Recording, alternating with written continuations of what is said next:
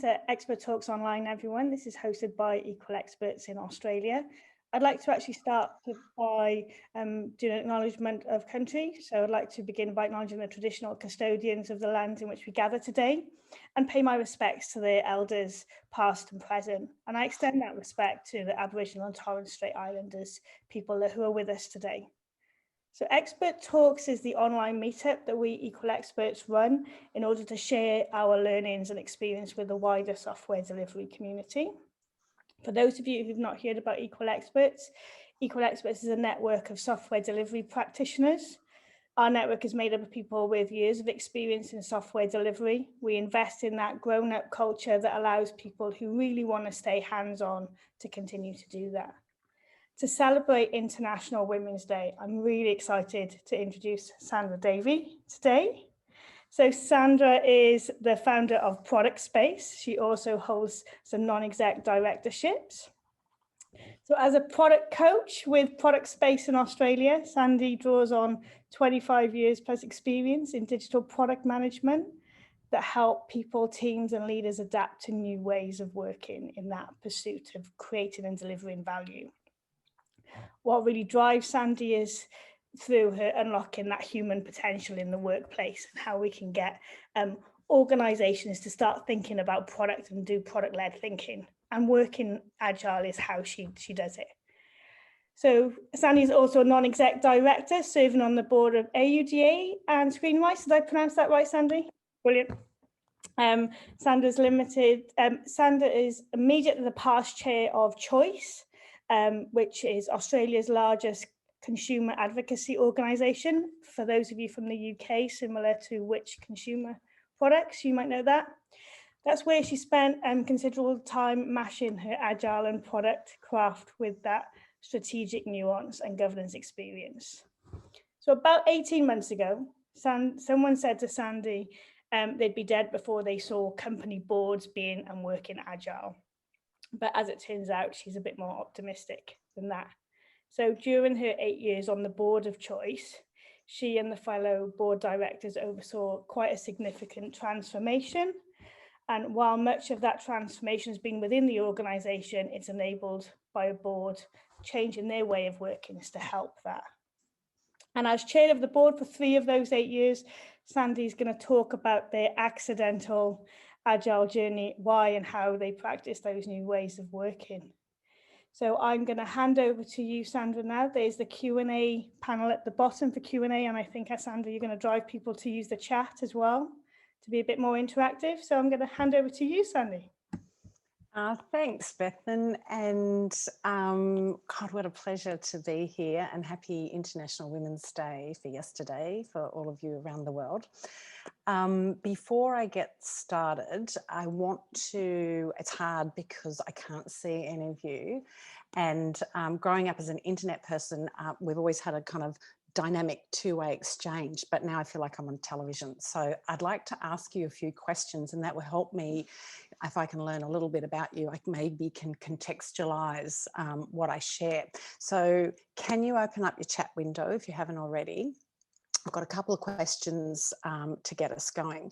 So, and just flood in chat. The first question is, describe in 1, maybe 2 words max, the role that you currently play in your, whatever is your full-time job, or indeed your main role. So you might be a product manager, an agile coach, you might be a marketer, software developer.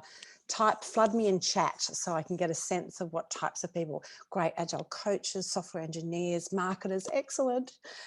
Delivery guy and a chief operating officer, welcome George. Product, digital BA, excellent. Agile coach, engagement manager, BA, managing director. CTO, excellent, fantastic. Oh, that really helps me, thank you. The second question, type yes only if you are currently serving on a board of some kind of company board, or you would like to in the future. So type yes if you're either on a board now or you'd like to in the future. Brilliant. Oh, fantastic. Oh, that's excellent. Oh, great. Oh, I'm so pleased. That's about, what have we got here? That could be about 1/3 of you. on a board of a charity. Thanks, Katja. Is that Richard Hinchcliffe? Oh, that's a mate of mine. G'day, Tricky. Welcome if that's you. Right, excellent. Third question, what city are you in right now? What city are you in right now? London, Sydney, Manchester, Melbourne, Manchester, Sydney, Singapore, Bangalore, Sheffield, Hull, is it? Germany. I love Germany. Berlin, welcome Berlin. Romania, fantastic. Hi, George. Wonderful. So we've got a selection of people. Tunbridge Wells. Oh, I don't know that one. We've got a selection of people from around the world. That's fantastic. Thank you for joining wherever you are. And one last question. We'll have plenty of time for Q&A at the end, so please don't ask me a question now, but I am curious, what do you hope to get out of this session tonight? What do you hope to get out of this session tonight? If there's anything that's kind of sitting right at the top of your heart or mind, let me know. Stories, yeah, so, great. Oh, Internet AU. Oh, hello, Internet AU. They're fond of that organisation. How I did it. Thanks, Bethan. Shared experiences. Thanks, Tricky.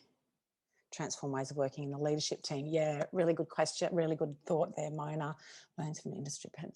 Tips on supporting the board. Okay, go, Paul. Tips and tricks to move from non-agile to agile. Transfer agile delivery experiences. Oh, yeah, cool. Thanks, Kev. Make my board. Oh, excellent. Make your board agile.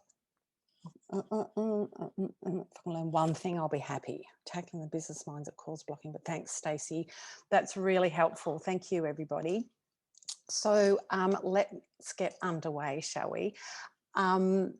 Bethan briefly described my career, 25 years as a digital product manager. I've only ever built products, software products, but I have got a hardware background as well, but it's always been internet enabled. So I am passionate about product management, product discovery, product development, product teams, software teams, and of course, I've touched both software and hardware in an internet-enabled world. But now I'm a product coach and a practicing agilist. I've been a coach for about 6 years, so I'm a little off the tools. Occasionally get on the tools, but I'm better as coach. But I spend about 40% of my life being a company non-executive director here in Australia. And the story that I want to share tonight is about choice. It's a 60, and I'll give you some context for those that are not in Australia. It's a 60-year-old organisation. We turned 60 last year. We are an iconic organisation, but like pretty much every organisation, trying to figure out how do we not only survive, but thrive in a really complex global tech-based world and an uncertain marketplace, of course. I'm going to share some challenges that we had inside of Choice. It may sound like we're a basket case, but we're not. And when I started on this journey, I joined the board in 2012 and retired because I reached my maximum tenure at the end of last year. So I had just on 9 years on the board. Our metrics were fine. A bit flatline, so I'm going to talk revenue and customer acquisition, but we call them members because we're a non-profit membership organisation.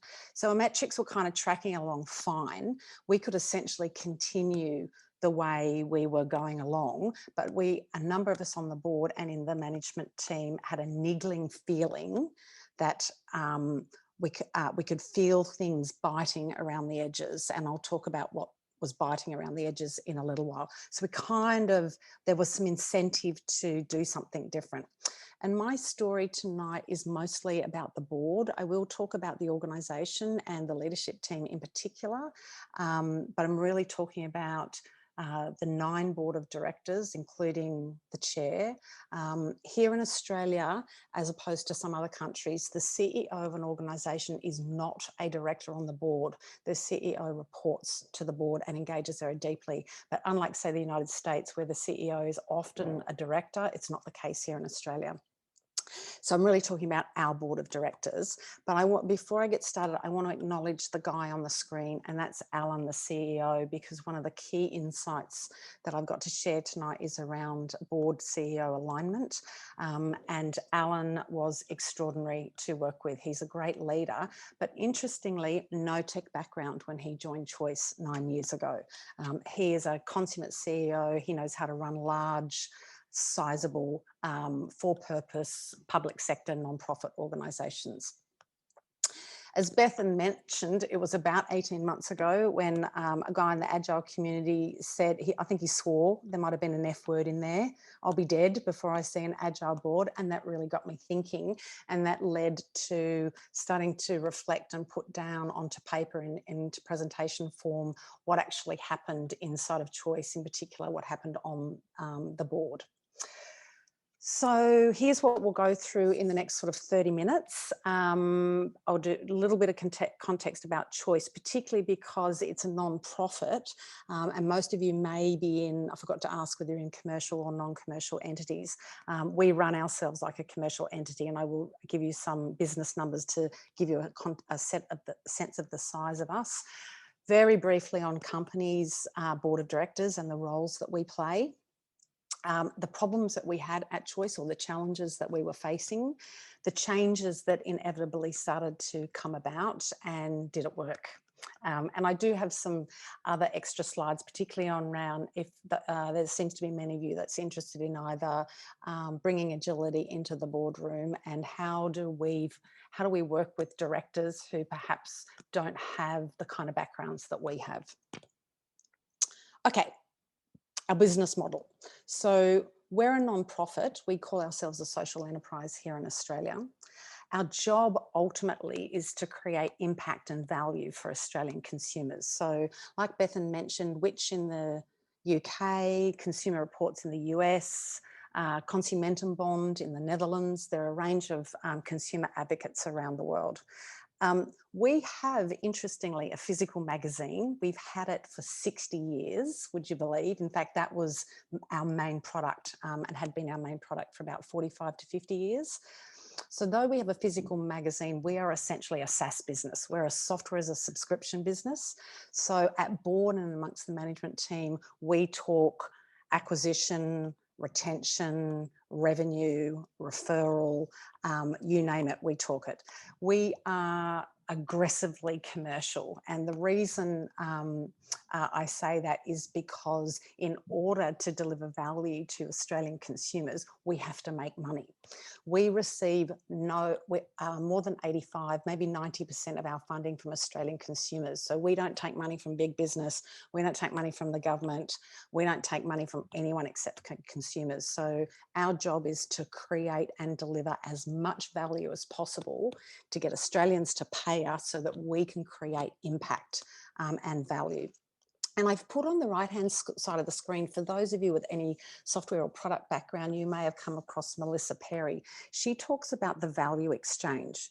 You know, when you think about product development, we're here, businesses need to create value for a customer by solving a problem, a want, a need. And when value is realized for a customer, you get an exchange. Typically you get dollars back, and those dollars allow us in the little blue there to create impact in the Australian consumer marketplace. In terms of business size, we're about AUD 22 mil, which is about a US $17 million business. We're about 120 employees, and we have 195,000 members. Customers tonight, but we call them members. So that gives you a sense of the size of what we're talking about. My sweet spot is mid-sized organisations. God help me, I have not tried to do this in an enterprise, and I know some of you may be from enterprise. So what do we do?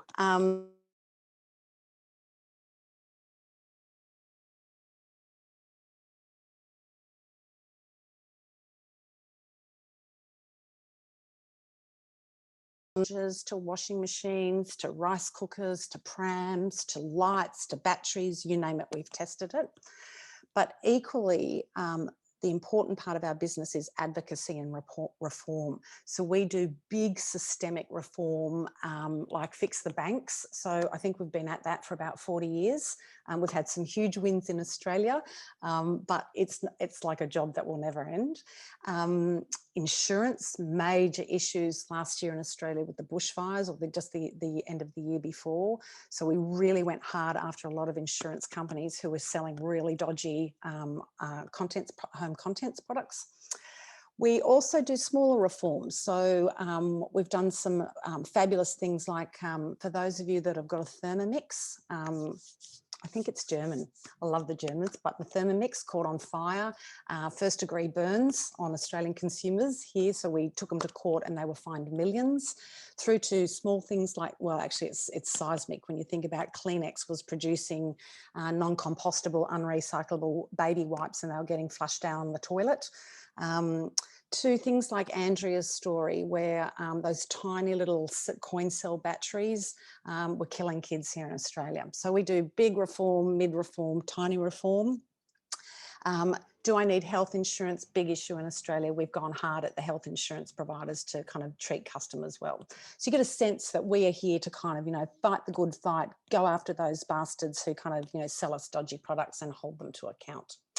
We also agitate and campaign as well as kind of do reform. One of the kind of premier things that we do every year, we have something called the Shonkies. It's colloquial Australian for dodgy or crap or shithouse or useless products. And we have annual awards every year where we name the annual Shonkies and we give them a lemon. And this is one of my favourites. I think it was back in 2000. I think this one was a bit earlier than 2019. We found an Australian company who was bottling air in a can and selling it to cashed up Chinese tourists. Are you ready for this? For $22 a can, which gives you the equivalent of 255 breaths of Australian purified air. So they got a shonky. Interestingly, when I first started this talk, I did it in New Zealand, and I thought, I'll just go and see if the air freshener is still around. And you're not going to believe what I found. $141 in New Zealand. We were selling it for $22 a can. The New Zealanders were selling it $141 to China. I think their air is a bit cleaner than ours. So we like to find and to hold to account companies that really don't have the best interests of their consumers. In terms of the board of directors, for those of you, I think there's a number of you on the board, we actually have a very discrete role to play. And I'm going to talk about a company board in a decently resourced organisation. There are a lot of directors out there on smaller boards, non-profit boards, your local school, community organisation, where the board of directors is unpaid and likely to do very operational tasks. That is typically not the role of a director. Our job is kind of much, much higher level. It is oversight of strategy and performance. We have really strict legal and financial obligations on us here in Australia, certainly in other countries as well. And we recruit and manage the CEO. It doesn't sound like much, but it's an intensely important and very difficult job. Really well-run boards do not get into operational detail. They do not get involved in doing the work themselves, although there is the caveat there for sometimes when we've all worked in a small non-profit and we may have had to roll our sleeves up from time to time. So in a way, the board's really abstracted from the organisation. Here's a quick question. Type into chat now, thinking about the current company that you work with, the current company where you spend get most of your income from. Do any of you know the names of at least one of the company directors? It probably doesn't apply to those of you on boards because I hope you know your fellow directors. But for those of you, do you know the names of or do you know any of the board of directors? I've got yeses coming through. Fantastic. I asked this question to the exec directors, but not the NEDs. Thanks, Kev. I asked this question to other groups that I've talked with, and no staff know the names of board of directors. And it's often because we are so abstracted and removed from the organisation, and we have such an oversight role. That is changing, certainly in Australia, and I'll come back to that. So we really are sitting up here, helicopter view, co-creation and oversight of the strategy, oversight of the financials, the performance, the high-level key metrics, risk, governance, those kind of things. Thanks, Amanda. And of course, our job is to recruit, manage it, and manage the CEO. So at Choice, remembering we're 60 years old, I joined the board in 2012. It takes me about a year. I'm a pretty practiced director by this stage, but it does take me about a year before I really start to do anything. And a lot of boards, depending on how they're run, depending on the characters, depending on where they are in their business cycle, depending on how high caliber or medium caliber the board is, you may as a director choose to remain quiet in your first period of time, getting to know the organisation, getting to understand your co-directors, getting to sense the nuance of how the board operates. So in my first year, I was pretty sort of quiet, I suppose. But we did have problems, and let me tell you about a few of these. I suspect many of you have got similar problems. SaaS business, we've got subscriptions declining, right? So revenue is flatlined. Membership, as in customer numbers, is declining, but at an ever slow rate. A bit like any legacy business where your legacy revenue of the legacy product is kind of starting to die. So we've got problems with the key financial metrics or challenges coming up. But flip side, our supporter base is growing. So we have an opportunity that's kind of laying dormant. This is probably classic. I wonder how many of you have seen really, really busy annual business plans. So we have a 3-year strategy. We've got it down to an annual business plan, and it looks like this. Now, this is 120 employees, and there's something like 64 initiatives on that business plan. And so we had a lot of pillars, initiatives, projects, features, truckloads of BA, business as usual activities. We had board directors buried in the what, how and when. So think waterfall, time, cost, scope. We're down in the detail of kind of operational metrics land rather than at that more strategic layer. And what I started to notice at the board was that we had a very clear vision and purpose, but we were not staying up at that why. We were talking outputs, not outcomes and goals.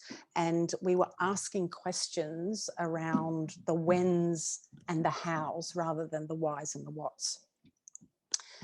I just want to sit in that business plan for a sec, because I imagine one of the biggest challenges I see in organisations is the amount of work in progress, the amount of strategic pillars or initiatives that are running in parallel, and very little prioritisation. I suspect that could be a pain point for a lot of organisations. drjasonfox.com, awesome Australian thought leader. He talks about something called the inevitable Kraken of doom. So biting around the edges that I mentioned, we've got prior to kind of really the globalization of the internet, we were really an Australian play. Our competitors were Australian. Now we've got worldwide competitors. Product reviews are everywhere on the internet. Most of them are crap, but they're free. We charge for product reviews. We've got tech players biting at different parts of the sort of things that we'd been involved in, like how do I choose the best health insurance plan, or what credit card do I buy? So we've got tech players that are faster and better funded. We're now operating in a global market, and it's a totally VUCA world, right? It's volatile, it's uncertain, it's ambiguous, and it's complex, and software is complex. So Jason Fox talks about the inevitable Kraken of doom, which is it feeds upon the sweet nectar of your impending irrelevance. And I've actually felt that as a person, by the way, as well as I'm sitting on the board of directors thinking, oh my God, is this organisation going to become irrelevant?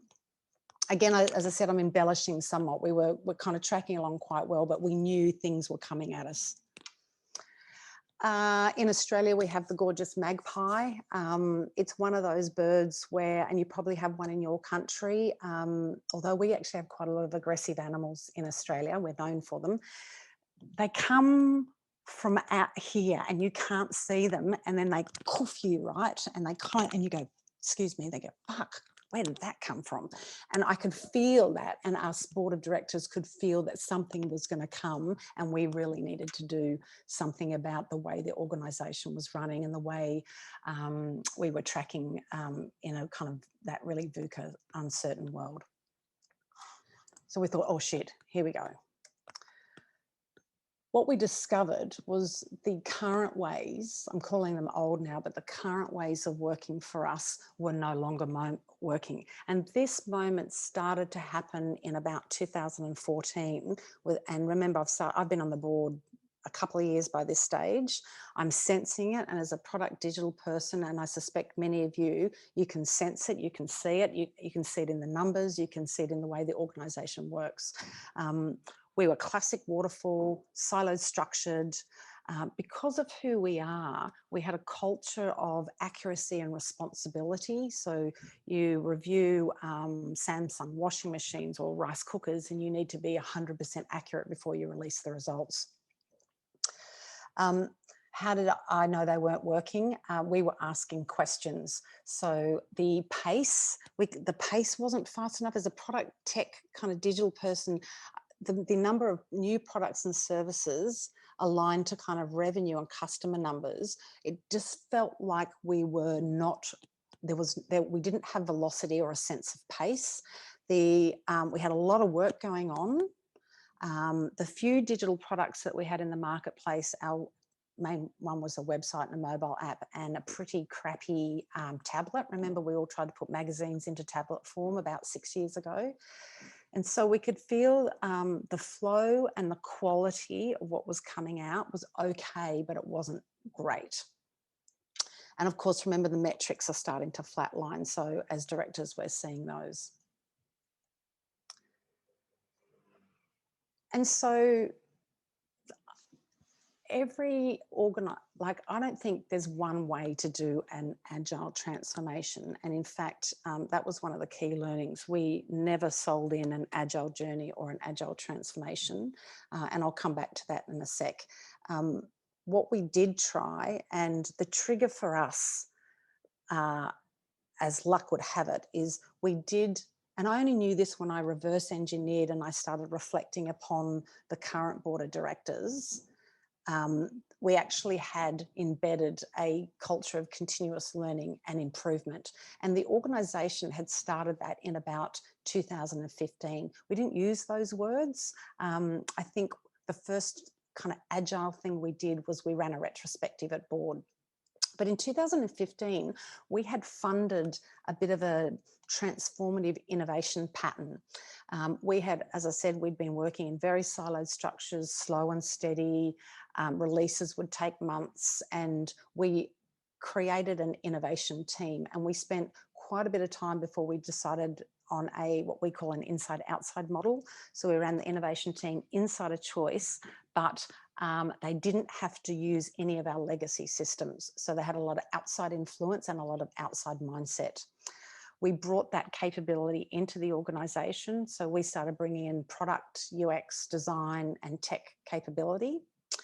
And what came in with that new wave of staff were agile or new ways of working, different ways of working. In came some lean practices, some agile practices, design thinking practices. Bringing in particularly product UX and design and tech capability was really critical for us. We had up until that stage outsourced everything because we believed at Choice that tech data, product, wasn't really our core capability, and so we'd outsourced it all. When I joined the board, we had 2 software engineers and 1 product manager. So in 2015, we had invested in some innovation capability, and that pretty much paved the way inside of the organisation for new ways of working or better ways of working or different ways of working to start percolating. And with 1 or 2 of us on the board that were already practicing agilists and product people, that language rested and sat very comfortably with people like me. The first thing the board did was we ran a retrospective. I did not use the word, I didn't say agile, I didn't say retrospective. The culture of the board was one very much of a reflecting board anyway. So introducing a technique like retrospectives was super simple. And in fact, when I think about our transformation, for want of a better word, I hate that word and I hate journey, many organisations pour hundreds of thousands, if not millions, into agile journeys or agile transformations. We did none of that. What we did was quite organic, and we just started with small things. So at board, I just started doing retros. The big shift, though, one of the most powerful fundamental shifts for the board was when we started using OKRs. And it took 5 years before OKRs came in during my 9-year tenure. But that was liberating and powerful, and I'll get to that in a sec.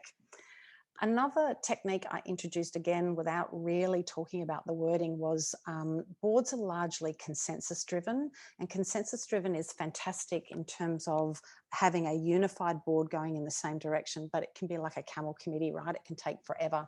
So I started introducing consent, or what's often known as no objection decision making. So for certain choices and decisions we needed to make at the board, I used consent rather than consensus.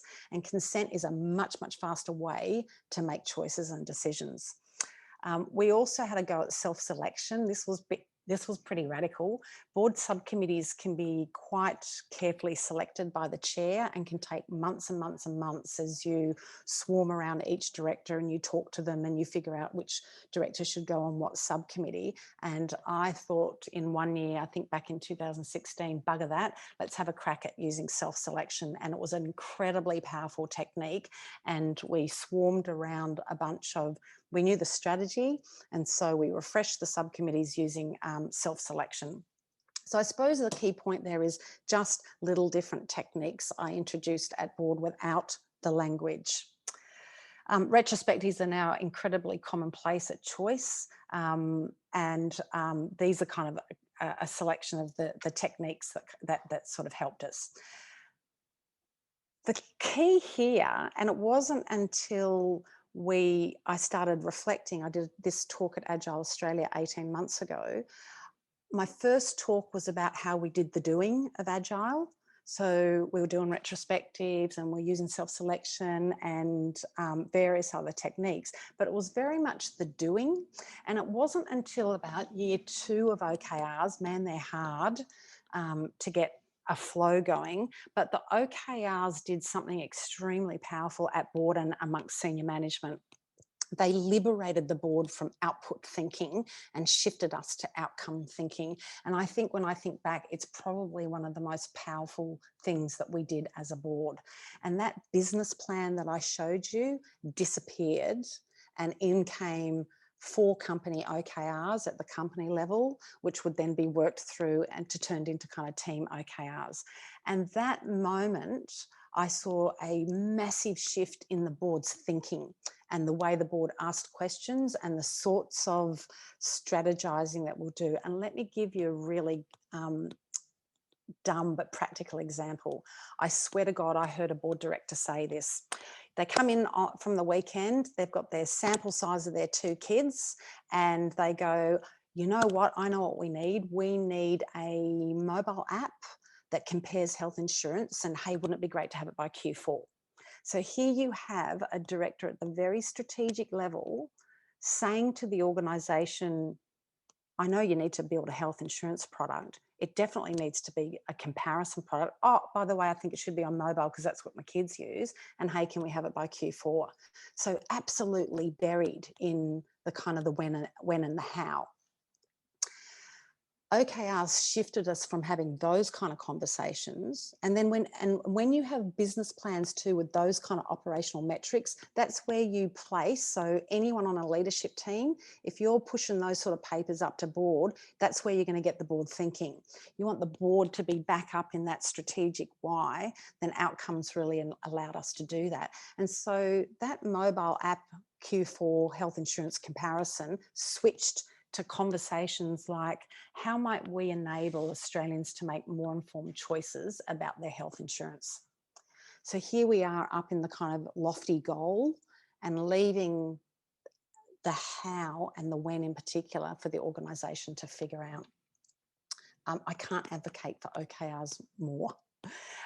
So there's a bunch of kind of practical doing stuff. But what happened when I had to kind of really start reflecting back on why did this work so well, I realised that actually almost the entire choice board had a growth mindset. We were doing the doing, but actually at board level, there was a growth mindset amongst all of us. And whilst we'd only explicitly started talking about the phrase growth mindset about 18 months ago, I recognise now that it's key to our evolution. And we can think about that in who we recruit onto boards. And we'd recruited kind of curious, open-minded individuals. The board's culture is open to new ideas, inclined to debate opportunities rather than just the risks. And it means that people with here's another key lesson I learned. It means that people with no understanding of this thing called Agile are actually still open and curious about new ways of working. So you can bring those other techniques in without actually having to talk about Agile. So I think org-wide agility, which is where choice ultimately ended up going, and the sustainability that comes off the back of that is inevitably will not happen unless you have the right mindset at both the board and at the leadership level. The other couple of things that I discovered, and I think a lot about this in the context of product teams because I've done a lot of work with kind of cross-functional, multidisciplinary, empowered, autonomous product teams. And I realised when I looked at the choice board and really well-run boards are very, very diverse in nature. There is a lot of board CEO alignment. And when I reflected back, we had a kind of an approach around and a thinking around continual learning and improvement, and retrospectives had really helped with that.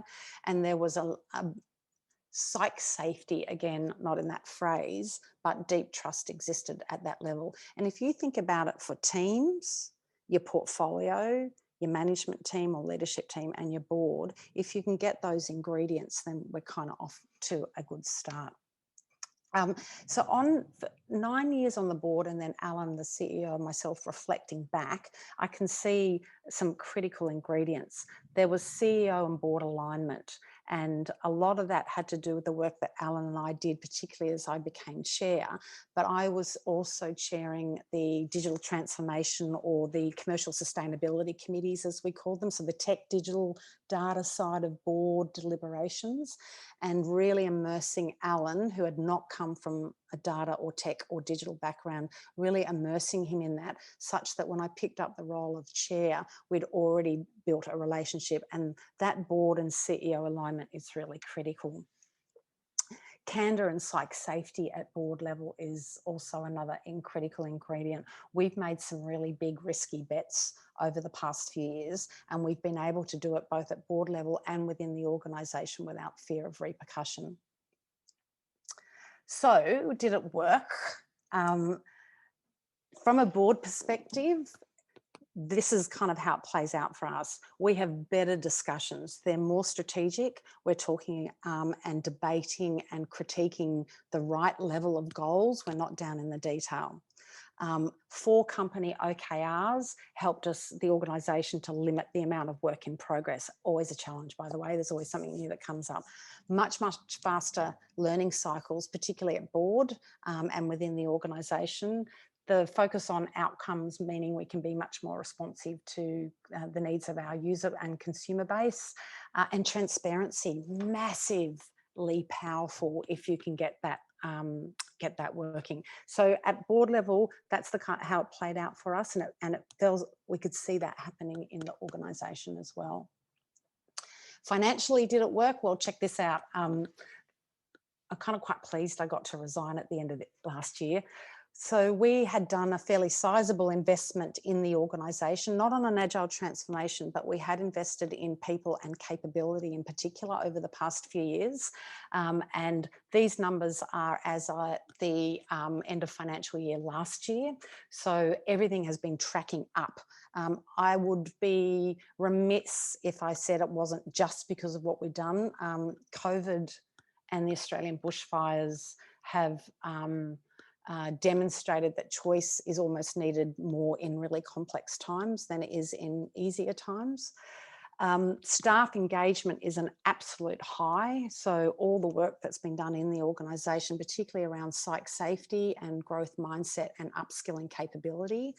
We had massive wins and in both large and small reforms, and the pace at which we can launch new digital products and services has dramatically improved.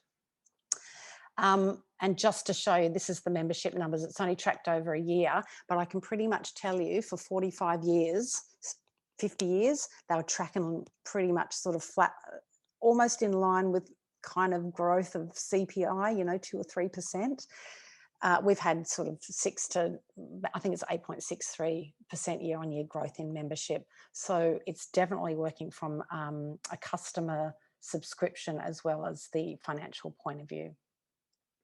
So I suppose if I had to bring it to close and try and summarise, I think about Agile now in two ways. I started thinking about the doing of Agile and then really very quickly realised that that's all well and easy, but if the mindset's not there, it will never work.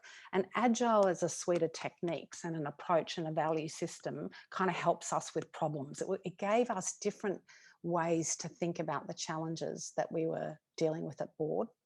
And then over the last year and a half, Alan and I, the CEO, did a deep dive into this phrase, business agility, trying to figure out what the hell that meant. And we use a framework from the Business Agility Institute that gives us a kind of a model to look at how do you take Agile out of product and engineering and filter it out across the organisation. How do you think about org agility, structural agility, process agility, boardroom agility, customer agility? And so business agility framework kind of gives us a way to think about that at that sort of holistic level. Interestingly, I used the phrase once at board, business agility, and it confused the hell out of some directors, and we went down a rabbit hole. And so it's a bit of a lesson about the language and how difficult the language can be if directors are not used to the language of Agile. I've got much more I can share, but I want to kind of pause it there so that we've got plenty of time for questions. And that was pretty fast paced. So thank you for letting me share that story. Bethan, we've probably got some messages coming here in chat and Q&A. I don't have the Q&A in front of me. How do you want to handle this? Right. Let's just start with one of the ones in the chat. There was one by Paul Hardin. How do you go about the retrospectives? Did you ask the board to reflect on what had happened over the past X weeks, or was there a focus on a topic? That's a really good question. I'm trying to think back to our very first retrospective. I think I know what it was. We had done a pretty sizable investment in a disruptor. We created the disruptor and we were just borderline reaching product market fit. We were scaling up and it was a sizable investment for choice. And then the New South Wales government came and built an exact version and gave it away for free. Essentially, completely fucking us. Part of it was good because we saw the government take it on, but the other part was, whoa, we had just poured $1.5 million into this massive energy comparison disruptor, and we ran a suite of retrospectives around that. And that's the technique, that's the topic, Paul, that we introduced. And then we started, and just stock standard Agile retrospective, what's worked, what's not. The learning question's really important. And to the point now where the board does it on the board, we do it on particular initiatives, and then we've done it occasionally on investments that we've taken. Awesome. Got a question in the Q&A. Did you get any resistance to the transformation, and how did you overcome this? The thing that we were, it's probably not so helpful. I'm sorry, but we, as I said, we didn't do an Agile transformation. Alan didn't come to the board with the business case saying, you know, we need to disrupt ourselves. what had happened was in 2015, the previous boards of directors had built up sizable cash reserves, and Australian savings interest rates were so appalling that the money sitting in the bank, which belongs to members, was essentially dwindling. And so we chose to take a very strategic investment in the organisation, and we proposed at board level that an investment in the organisation in people, particularly tech and product, infrastructure and platforms and capability, would give us a better return on investment than leaving the money in the bank. Interestingly, no business case. The CEO came with the equivalent of a faith ask, but we had been dabbling and knowing that we'd wanted to do something with innovation, but we didn't quite know how. So that's, if you talk about any sort of massive change journey for us, it was setting up an innovation portfolio and then all flowed on from there. I worry about agile business cases and agile transformations, and the data, when you look around the world, the amount of investment that's put into agile journeys and agile transformations, and inevitably they fail because it's sort of a top-down authoritarian funded thing that the leaders and the board don't get involved in. I don't think they work at all. What's worked for us is the small bits, the little organic bits coming up that way. But at the same time, you only have to have one or two directors on the board or one or two leaders in your senior leadership team, because you want to kind of come at it from both, I reckon, is the best way to approach it. Cool. One was getting quite a lot of upvotes here, which is, can you elaborate on how OKR thinking differs from KPI thinking? Yes. This is a tough one. In our case, the biggest difference is, I suppose it's twofold. It's one, the objective or the outcome. And rather than saying a when or a how, we transition the board from describing very direct output things to describing goals. And so here's a classic one that we had at company level. We are a standard membership subscription business, and it happened over 50 years. What we realised was we'd attach the word membership to only those who pay a subscription at choice, so our paying subscribers. So think of them as sort of tier one because they give us money. Turns out we had an activated supporter base here of another 200,000 or 300,000, and then we had other little groups that we were doing things with, and then we had all Australians. We decided over decades that we would call members the people that paid us money. So we came up with the company OKR to reimagine membership.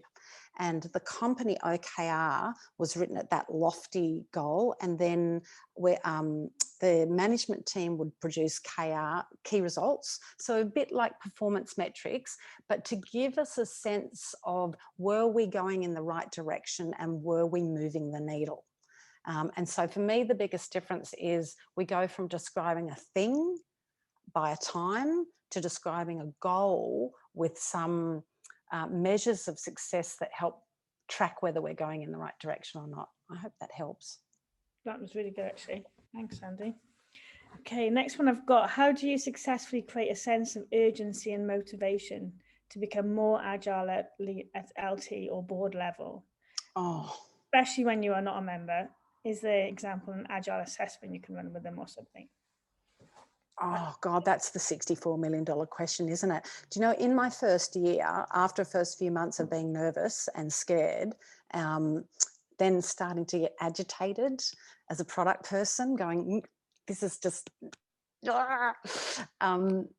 I started by, I suppose, educating and infusing and imbuing all my product knowledge with anyone in the leadership team that was willing to listen.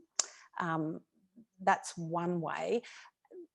There's quite a few, we haven't used them, although Alan and I did. We did the business agility survey. It was an assessment. So Alan and I did that to get a set. And so we used an independent assessment, but only Alan and I did that. We almost brought it to the board and it failed. And partly because the language was too complex and I didn't explain it properly. But yes, we tried an assessment, and then Alan and I had a sense of where we were. They've got a crawl, walk, run, fly kind of assessment model. I've done that with teams, but thinking to I can't speak for the leadership team because I just don't have enough access to how they did it. Yeah, so I suppose that's probably two tiny examples of things that you could try. Yeah. The sense of urgency, though, so let me just think about that, because it's a really good question, isn't it?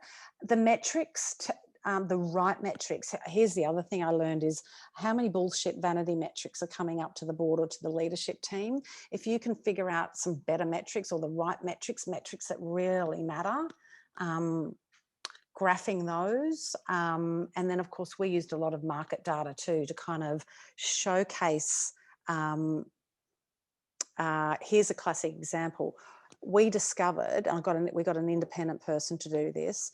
We were investing, let's say, 70% of our resource in testing physical products and services. Meanwhile, the complexity for Australian consumers was not in physical products, but it had moved to services, aged care, financial services, travel, health insurance. Yet our investment ratio was almost inverted. And that was one slide that came to board, and it was like a punch in the face to see that, oh my God, we're funding all this stuff over here, but actually the complexity for users is over there. Awesome. Got one from Kev, who was in the chat. Thank you for an interesting, engaging talk, Sandy. I can see the benefits of agile practices in boards, especially the OKR mindset shift. Is this approach something that you see being recognised and valued by boards generally, or was choice a bit of a trailblazer? Kev, it's a really great question. I have decided this year that the future of me is as a boardroom agilist. I serve on 2 boards. I've been on a new one for about a year, about 15 months now, and one I've just joined about 3 months ago. I feel like we're a trailblazer, but I don't have market data to prove that. Over the course of this year, I'm going to attempt to answer that question. My hypothesis is we're probably a trailblazer, but I suppose there will be many boards out there, particularly tech startups that are well on the way to being VC funded, that are probably working quite agile. Atlassian would be a classic example, right? If they weren't, you'd think, whoa. But certainly in, I call it legacy institution land, businesses like ours that are 60 years old, I reckon we are definitely a trailblazer, but we can certainly learn from others out there. Yeah, I think that would be my answer. Yeah. Can you come back in 12 months and then let us know what you find out? Yes. Maybe one last one, I think, from Stacey. What's your view on new board members making dramatic changes ASAP? Is it no? They don't have a full picture. No, but with a minor caveat. I joined my first board when I was 26. I thought I knew maybe what was going on, but I didn't. It's taken me a long time to become a well-practiced board director. And I suppose my gut would be to say no, but there might be a small caveat to that. It depends on who your board is. How well do you know them? Where are they in the business cycle of the business that you're looking after? If you think about the technology adoption curve, there are some boards that are ramping up. There are some boards that are in legacy disruption land. There are some boards where it's not looking so great. And so I'd want to understand the business. In fact, you would hope that you've done that before you've chosen to join a board. You know the financials, you know the business model, and you know some of the challenges because you've talked to a range of directors. I would caution gentleness. And in fact, if there's one skill that I learned, particularly as a chair, and that's listening. Really, really good chairs spend almost all of their time listening and not talking, but maybe guiding and creating and holding that space for the conversation and the consensus to ultimately emerge. So I would probably caution you, but it really depends on what board, how well do you know them, what are their backgrounds, have they got an appetite for change? So if you can get a sense of that, you'll have a sense for how quickly or that you can move, or how perhaps you need to sit back a bit and just watch and listen. Yeah. Thank you so much, Sandra. I think we're coming up towards the end now. So thank you for a great talk. I've really enjoyed it. That's been like one of the best talks we've had for a while. So thank you. Oh, fantastic. And Stacey, yes, I don't know where you are, but I want to do more of that. I do want to speak to boards. And I think one thing, and there might be some of you out there as well, like me, I got my first telephone call from a board director who found a talk that I'd given online, and because she'd been looking for board directors and agilists, and I don't know how big our community is, but I want to find it, or want to create that community. I think that for those of us that are experienced, if you've done it once or twice, then maybe one of our roles is to guide and shepherd and support directors who are a bit freaked out by this kind of agile journey thing. I think there's a real role, and it sounds like there's a number of you on boards already, and you are from our tribe, and so maybe we can create a community this year. That would be awesome. And what we will do is we will hopefully contact those of you who've signed up directly, and then if you want to get in contact with Sandy directly, you're more than welcome to do that. Thank you, Sandy. Thanks, Bethan. Thanks, Equal Experts, and thank you, everyone. Good night and good day, good afternoon, wherever you are. See ya. Thank you.